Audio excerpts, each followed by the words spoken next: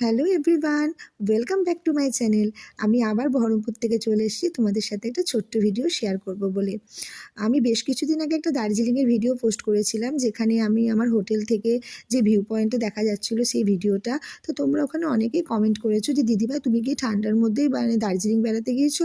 না গো, ঠান্ডাতে না, 2024 অক্টোবর মাসের শেষের দিকে আমরা সপরিবারে দার্জিলিং গিয়েছিলাম। তবে দার্জিলিং মানেই তো একটা ঠান্ডার জায়গা, কিন্তু যতটা ঠান্ডা পাবো ভেবেছিলাম ততটা পাইনি। আর আমরা গ্যাংটকও গিয়েছিলাম। গ্যাংটকে আমরা যখন ছাংগু, নাথুলা বাবা মন্দিরে যাই, সেখানে আমরা বরফও পাইনি।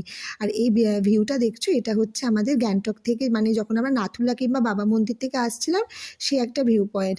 আমি সঠিক বলতে পারছি না আসলে, মানে 2 বছর হয়ে গেছে তো মনে করতে পারছি না। তবে এটা গ্যাংটকেরই একটা ভিডিও, হয়তো হয় না, মানে নাথুলা থেকে আসছিলাম, নাহলে বাবা মন্দির থেকে আসছিলাম।